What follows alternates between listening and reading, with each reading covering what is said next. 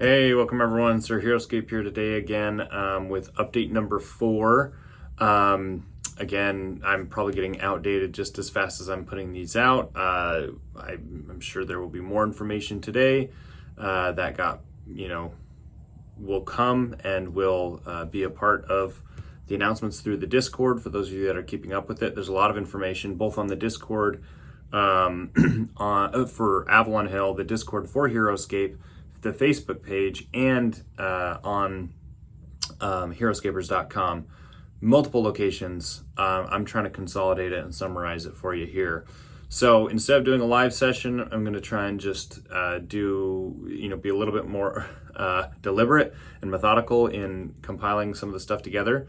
I've been scouring through the Discord conversations and trying to pull in and glean information from that. Just want to give a shout out to a lot of the community members who are being very involved in the conversation with Avalon Hill staff.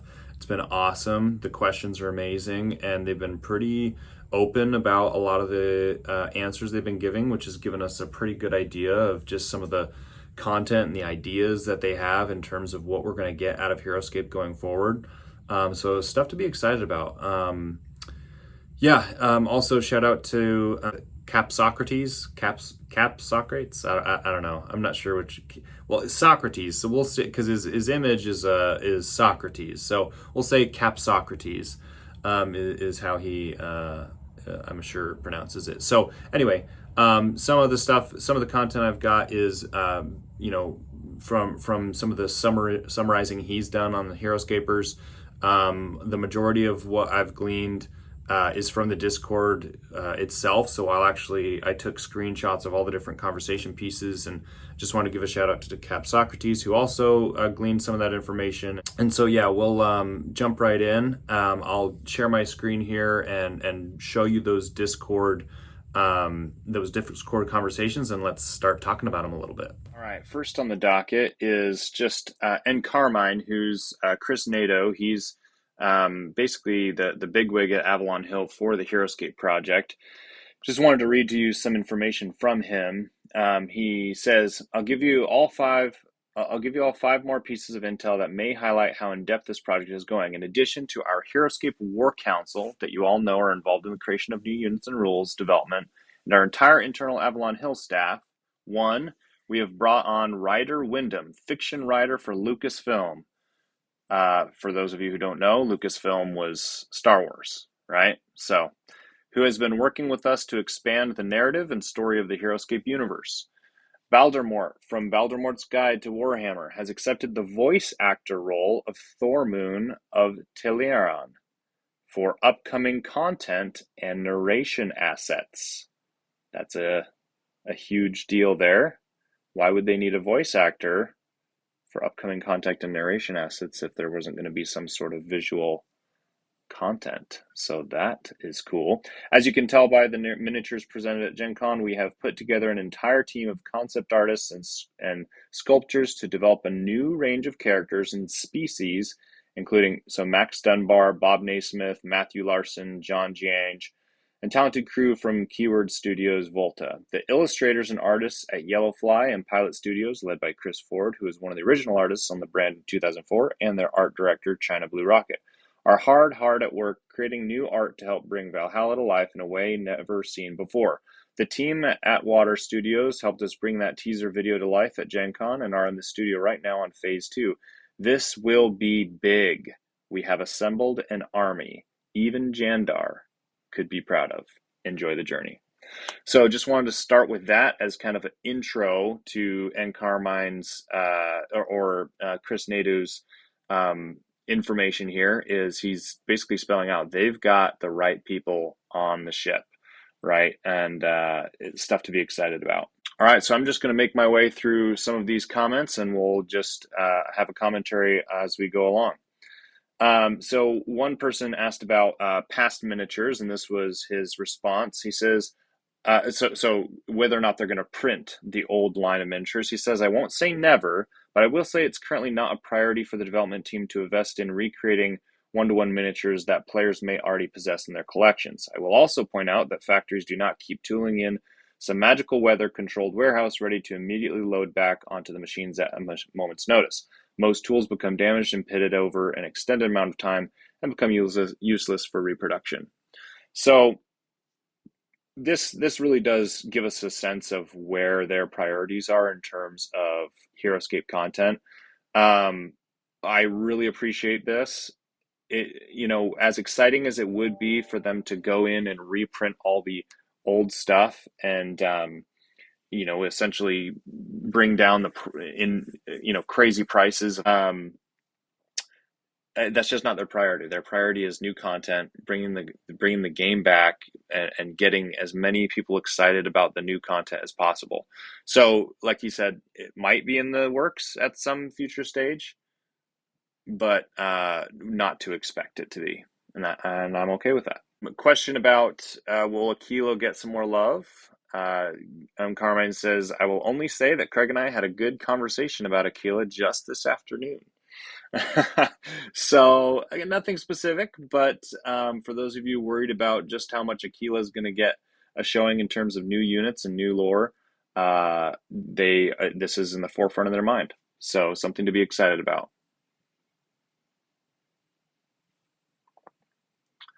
On Heroscapers, we had Taipan chiming in to ask a little bit about, SOV, C3V, as you can see there, but also just about squads. And so that's actually what I'm talking about here is Craig Venice specifically referring to that there will be squads. So yes, it will be the battle of all time, and there will be squads. And so something to keep in mind here is, and I'm just briefly going over the comment of Taipan, but really in the middle there, you'll notice that Taipan is talking about how the C3V has managed to kind of keep the three pillars of Heroscape genre, right? I think that's the key point I'm trying to make here in Craig's answer is, initially we saw on the images from the designers just kind of a sci-fi feel, right? Guns and almost steampunk looking type scenario, and sure, that's going to be part of it, but Craig very clearly states here that yes, it will be the battle of all time, and there will be squads. So he answers two things. One, we can continue to expect them to follow those three pillars, I believe, in my opinion. And two, these aren't going to be just individual heroes. There will be squads as well. So here's something really, really exciting. On the Discord, Dragon Slayer says, definitely looks like I'm going to need to go reread some of the lore because they're talking about the Compendium and just the backstory. Is there an updated Compendium floating around? Notice then that Mega Silver responds to that lower down and says, well, Avalon Hill is literally working on an updated one. Now, I'm not sure how he got that information. I'm sure it was, referred to at some point somewhere else. But to confirm that point, you'll notice Carmine at the bottom, he responds to Mega Silver by saying #facts. So that, you guys, is incredible because we know we have a current compendium full of Heroscape lore that allows us to understand where the Heroscape universe is, and at the time was going. But it was somewhat disjointed, kind of all over the place, right? You had a lot of loose ends and dead ends, and so it was nice, but not fully fleshed out. And Carmine very clearly states that they are working on a new compendium or new lore. And to go off of that fact, another comment was made by Obi-Wan Kenobi, is the Dawn Raider Syndicate going to be a running faction like Morrow and Omnicrons were, aka over multiple foreseeable expansions and such? And then Carmine's response to that was very much so. It was obvious we needed that level of depth if we were going to build a larger world. Without layers between Valkyrie and each planet and species, everything tends to feel disjointed and random. You need some obvious buckets of organization in the material. So really, really cool there. This isn't going to be, what they showed in the designer of the Dawn Raider Syndicate isn't the only thing they're going to be doing. The only units for that syndicate. It's going to be a very involved faction, which I think is really, really cool. And I think they plan on doing that with many of the factions, as it sounds like, and deepening the lore and making more consistent, thought out lore-based decisions, which I think is so cool. Also on that topic was a discussion of what the Age of Annihilation really meant. Notice here that Myth26 asks, is Age of Annihilation the name of the master set, the name of this Heroscape era, or both, or can't say? And just very briefly, Carmine mentions the Age of Annihilation is the name of the epic, similar to Rise of Valkyrie and Storm of the Morrow. And I actually hadn't really thought of that, but it makes a lot of sense. You have Rise of the Valkyrie, which is truly establishing the premise of the conflict for the battle of all time, right? And then you have multiple expansions that kind of build off of that, right? And then Storm of the Morrow expands that lore, right? It's the epic or the stage in the battle when the Morrow truly begin to swarm and kind of overtake and become very involved in the conflict. And so it makes a lot of sense that this Age of Annihilation is really truly the next epic in this, who knows, hundreds, decades, year war. We don't really know the time frame in which the Age of Annihilation is occurring in the story of Heroscape, but I can imagine with some more sophisticated units that we've seen just in that design, it's possible that we might be 50 to 100 years out that this conflict is taking place. So something interesting there. Again, still going off of this lore piece, there's a lot of really interesting conversation around this, and so I just wanted to touch on it. In talking about D&D and the effect it had and how it's going to be involved in the future, and Carmine mentioned, I think it's obvious to say that yes, it was canon, referring to the D&D expansions at the time, but that the story took several turns away from being uniquely Heroscape and became instead a derivative of D&D lore instead of being its own thing anymore. I think the Wizards team made every effort to create a linear continuation of the story, but had to weave it into the D&D universe and compromise anything that would conflict with their intellectual property.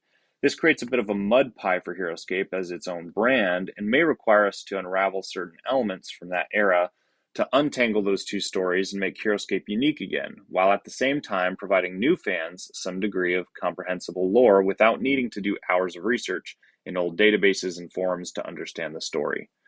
So this is a really interesting point. Basically, this was answering questions around D&D going forward, if it will be involved in the Heroscape IP, if or rather, will it just be involved in future Heroscape releases?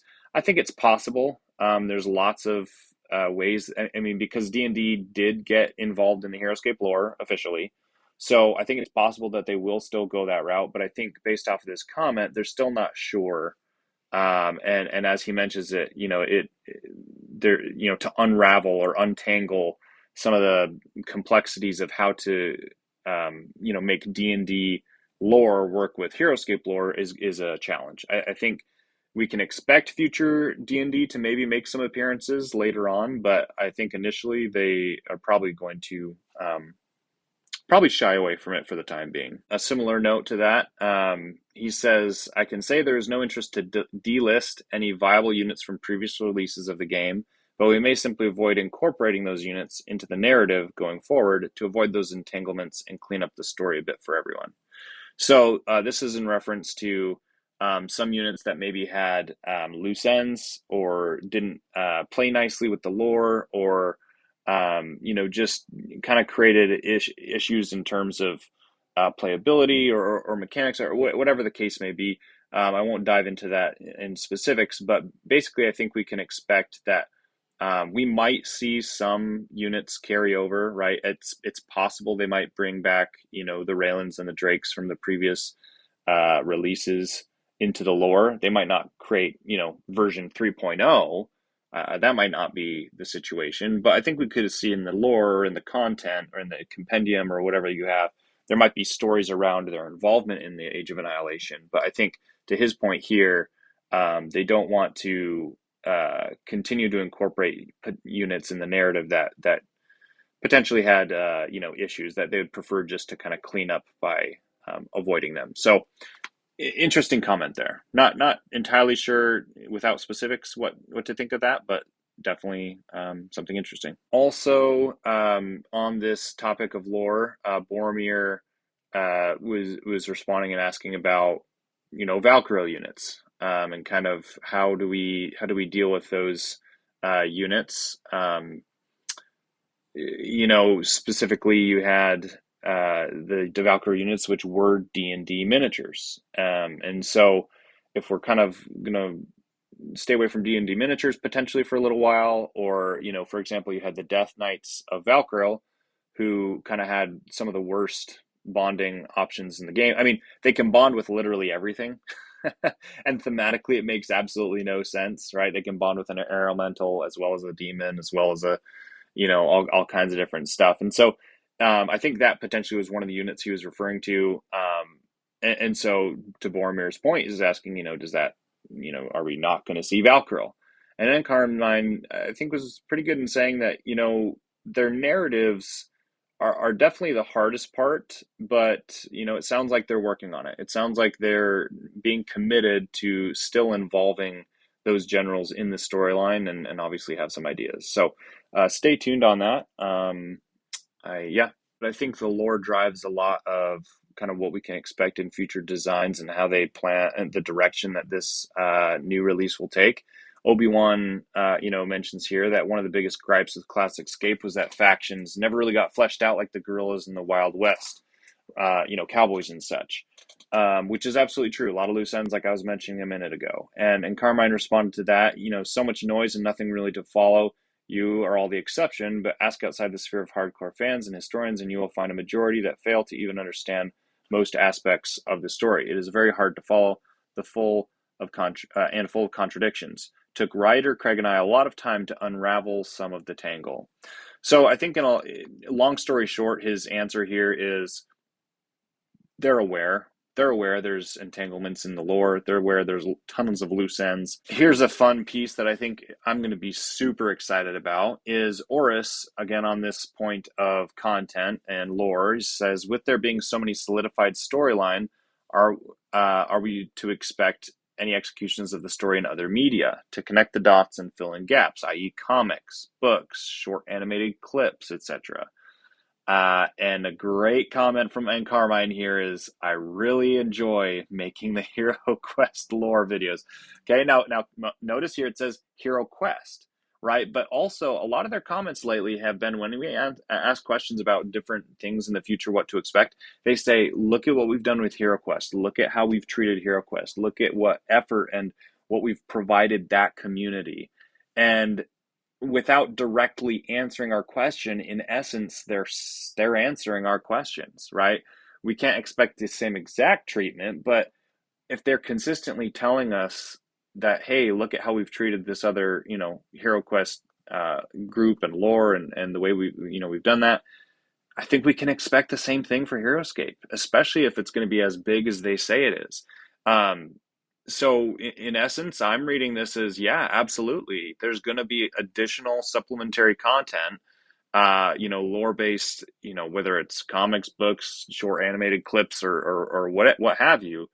It sounds like there's going to be some content around that, especially when that first quote that I read to you mentioned that they brought on a voice actor, right? Very, very clearly, I think we can expect some exciting content on that front. So this is a really cool conversation that I'd like to read. I believe this was on the Facebook group, and this is again Chris Nadeau answering about what can we expect about units in this Age of Annihilation, and really the theme that we're going to be seeing. And Chris says, in a world ravaged by destruction and chaos, a world that calls upon the entire galaxy to stand upon cataclysmic fields of battle after countless campaigns, hundreds of thousands of casualties on both sides, do you honestly believe everyone is satisfied simply picking a side and carrying their own banners? It is not called Age of Annihilation for nothing. No, I suppose not, says Little Nash. Oh man, this is definitely giving me ideas for potential theme or two. And then Chris continues and says, that's kind of the point. This is your game, Heroscapers. The galaxy is going back to war for you. And I love this because I think what this is telling us is truly that, we can expect kind of anything and everything. We can expect a lot of them pulling from all kinds of different planets, all kinds of different times. We can also expect the world to have shifted and changed. Even the landscape, it's very possible we might see a new map where border lines and territories are redrawn, new factions and kingdoms maybe have been created.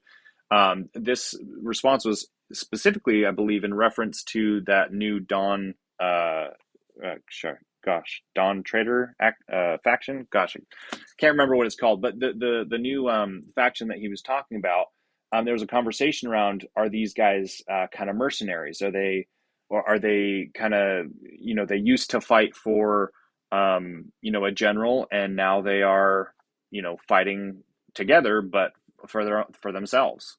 And so that was part of the conversation. I believe this was in response to that, was basically, well, yeah, over hundreds of years and thousands of casualties, do you really expect people to just pick up their banner for Jandar and go and fight? No, you're gonna have some mercenaries. You're gonna have some people bailing, or you're gonna have some very interesting, interactions between those, people and units and size. And I think this also shows the depth at which they really are building out the lore and the storyline. Is this isn't just a fight. This isn't just a battle. It goes much deeper than that, and I'm really excited to see um, where they're going with it. To switch it up a little bit, we just have a confirmation here. It is stated earlier that packaging details haven't been finalized.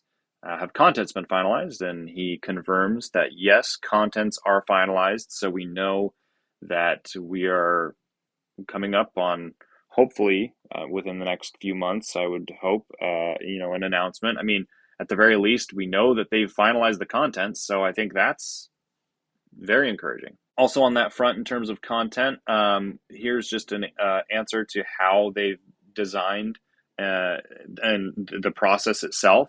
And I think this is just kind of cool for context in terms of how they do their process. And Carmine states that concept sketches are generated like the ones you saw today. We base those on a combination of the War Council's unit rules combined with Craig and my insane thoughts on visual language, provide general art direction on concept.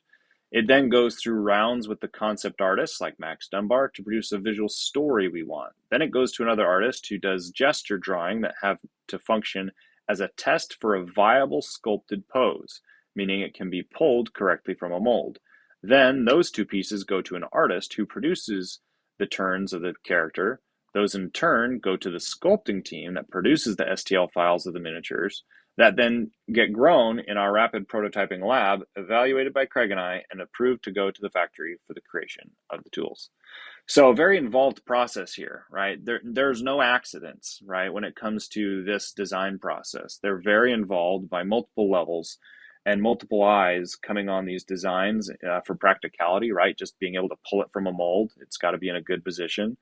To does it make sense in terms of the storyboard, right? And so just a really cool sight into kind of how they run things. Quick response to: are Kiri going to be showing up? The Kiri are not extinct. So we can expect Kiri to continue to be a faction and in the battle for all time. I think they're very central to that, obviously, through the beginning of Heroscape, and I foresee no reason why they would be extinct. So glad that he confirmed that for us. Some users were confirmed this is going to be more of a apocalyptic style theme, right? Or steampunk, right? Or too much sci-fi from that first design picture we got. But and Carmine very clearly states, I think you're going to find we have something for everyone. Maybe, but I trust that first portion of that statement, right? This is the battle for all time. Craig confirmed that, in that post on Heroscapers, and the three pillars of Heroscape are what make it unique, right? And so I do trust that they're going to be doing what they've done in the past. So yeah. I love this. In response to a question about kind of how this all came together, right? And Carmine's like, you almost realize Craig never actually stopped designing Heroscape. He just kept moving the pieces and parts in his head for the last 12 years.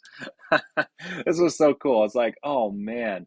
So, I mean, when I interviewed Craig, 5, 6 years ago, we were talking about this in terms of, well, is it possible Heroscape could come back? Is it something that you want to do? And he said, yeah, if the opportunity arose, and he had connections, obviously at Hasbro. And I thought it was just kind of more of a pipe dream that, yeah, he wanted to eventually, but, it might not actually happen. This is a very clear confirmation that Craig has never been uninvolved. He is he has first and foremost always been actively pursuing uh, Heroscape design and seeking to bring it back and seeking how to progress the storyline. So don't think of this Age of Annihilation as a, hey, here's a great idea, let's bring Heroscape back. Uh, you know, let's throw some stuff together. This is, I mean, Craig literally over the last 12 years has been building and designing and thinking and preparing for this moment. So don't anticipate this being just some one-off money-making, cash grab uh, endeavor. This is they're in for the real deal here. And to drive home that point, and Carmine mentioned here, that the Heroescape War Council signed up for this epic quest without hesitation, and the responsive goes beyond just duty to make a great game. There is some serious personal passion going into the work, and I believe there's a sense of personal responsibility by all of them to do the right by this community and ensure everyone who has kept this flame burning is rewarded with a gameplay they can rally behind and feel has been designed with everyone's voices heard and considered in the work. Be proud of your community, your people, your family. I want to drive that point home. Just like I was saying with Craig's, comment or about the comment with Craig never stopping designing Heroscape for 12 years. From everything they're telling us, everyone is invested. The teams up and down on the side of Avalon Hill. And that's just so, so cool that they take a personal responsibility to make this work. We can be excited and trust them. Just to close up here, for the last updates that I've got, and Carmine closes and says, I will drop a fun fact, however, when we decided that we were doing this, the three of us, plus Rob, our graphics lead, spent a weekend in our basement with a 48 by 140 inch Heroscape board that took us over an hour to build together using Craig's personal collection, and we crash coursed the rules together with Craig. We made a time lapse of the build. Maybe we'll post that at some point. It's pretty funny. So just a fun, lighthearted way to say, these guys aren't, just coming up with ideas either. These guys play the game. They build the massive Heroscape maps that you see in epic, community games when you bring over all the guys or, whoever. And they did that too. They bring the designers together, they talk, they chat, they discuss, and they play the game that we all love. They play it as well. And I think that is also something that kind of brings them down to earth a little bit is, they're among us, right? They're gamers among us. So just really, really neat stuff. Well, that was a little bit more in depth.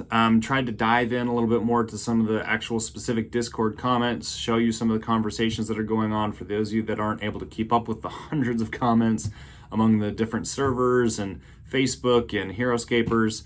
There's a few other people that are trying to summarize that as well. I know, like I mentioned, Kept Socrates it has done a few as well. So on Heroscapers, if you're familiar with the forums, it's called Heroscape 2nd Edition, I believe, and it's near the top. And there's discussion there with updates as they come along.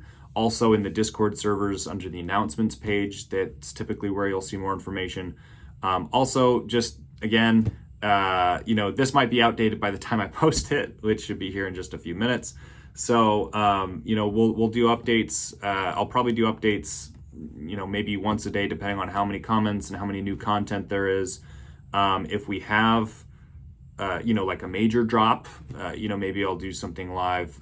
We'll see, kind of depends. But just wanted to make sure to cover some of the main points of the conversation going on. Today was a little bit more focused on the lore, so not really new content in terms of designs or information, but we got to see a little bit more on the backside of how these decisions are being made, and the commitment to the community that they have, but also just some of the neat things that they have planned, right? In terms of, again, the lore. I really think that a strong base of backstory and lore drives so much of what this game has, right? It goes beyond just a little toy on the table that has a cool ability. That toy, that miniature has a story, has a personality, has relationships with other miniatures, and so it makes those campaigns, it makes those battles all the more epic, right? When you have Sonlin, shooting at Krug, right? There's something special about that as part of the lore, right? And so I think it's just something to look forward to and be excited about. And so update number 4 is a wrap. And thank you guys for watching. We'll see you guys next time.